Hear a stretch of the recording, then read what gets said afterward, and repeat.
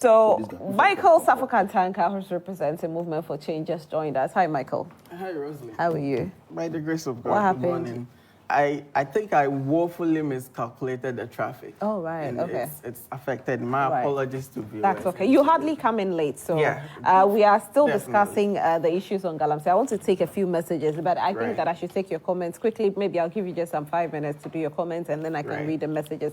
We are into the persons that have been granted bail finally. 9 persons have been granted bail, 12 have been denied bail, and the other's case is yet to be heard. As much as we are talking about this, we know that the issue of Galamsey is still pending, and the government has decided to act on the fight against Galamsey with some stringent measures, where LI 2462 is about to be revoked. Also, the red zones are now the forest reserves and the water bodies, and the president has ordered the military and certain security agencies to also go and fight Galamsey. Your take on it? Thank you, Rosalind. Good morning to my brothers here. I followed the argument of the NDC and then the MPP's rep, and I get sad how we got here. When I think about how Galamsey has become so pervasive, especially under the MPP, I get sad.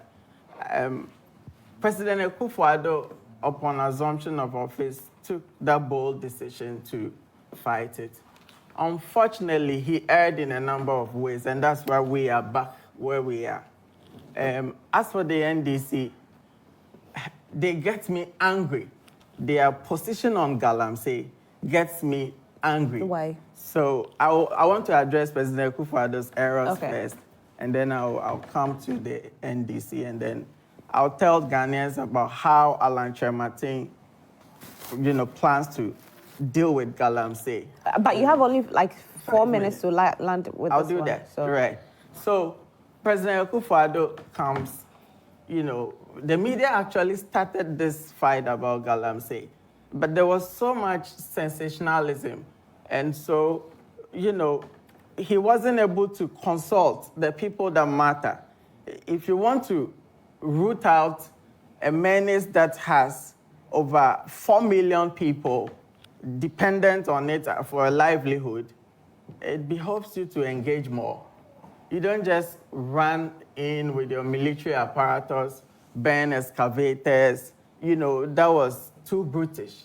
And anytime people engage in brutish reactions, brutish behaviors, they don't solve problems. They rather create problems. And that's why, after all the commando, Rambo style, I should say, we are back here. It means the problem was not solved with all the monies the state spent on it. One other issue we are faced with is a very unprincipled stand of an opposition party, the NDC. And clearly it speaks to how the toxic relationship between the MPP and NDC, that makes it very eminent for Ghanaians to set aside the duopoly and choose Alan, the independent candidate. My point is, whereas they come here, I hear my brother making a very strong case for the NDC, saying, they are coming to fight Galamsey. Why did Captain Mahama die? Whose Galamsey concession was the military protecting when he found himself in that situation that led to his death? These are serious questions that will continue to haunt someone like President Mahama, the leader of the opposition. He should come out and tell Ghanaians whose concession the military was guarding. Now, wait, please help me understand. I don't know what you're talking about here. Yeah, I'm just saying something. Wait, if you allow me, please. No, you're saying it, but I just want to. I just want to ask. Please, I have just 4 minutes. You have just 1 minute to even land. But you brought in Major Mahama, and I just want to understand. Yeah. He was protecting whose? They were protecting somebody's Galamsey concession. I'm not the one to say it here. They know.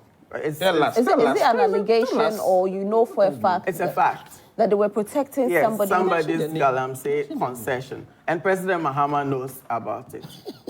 Yeah, clearly. Now, no, this is not, I'm not here to do politics. I'm a development person. Yeah. When I talk on issues, you should know I've engaged and, I have my facts intact. You know it. And for Galamsey, thankfully, I lived in Obuasi, you know, the mining and Galamsey regime there.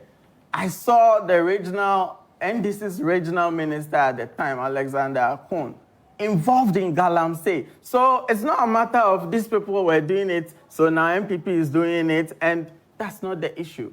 The issue is that we as a country should determine for ourselves what we want. Do we want to stop it? Do we want it to be done within a certain framework? I think the problem we are confronted with, the number one problem is enforcement. Now, why are we unable to enforce the rules around Galamsey and the licensure framework? It is because of some of the unprincipled stance of the NDC, and then the MPP too. Their hands are tied because their people who were supposed to lead the fight are owning concessions. So the two cannot be the solution to the situation we find ourselves now. I believe Alan Martin has been clear on his business model for Galamsey. So far, after reading NPP's proposals, Alhaji Bawumia too comes closer. He's proposed some very good ideas, which are in sync with what Alan is saying. But then the issue of capacity to implement and then credibility step comes in, and that's where Alan flaws all of them. Okay. You know, it's not just about proposing solutions, but the credibility of the person. What has the person been able to do before? Right. Then we know Alan can solve the problem. Okay, I want to read some messages. Gideon, let me read some messages. Let me read some messages. Let me read some messages that have come in. Don't do that. Gentlemen, relax for me. Relax, gentlemen, relax. Let me read some messages.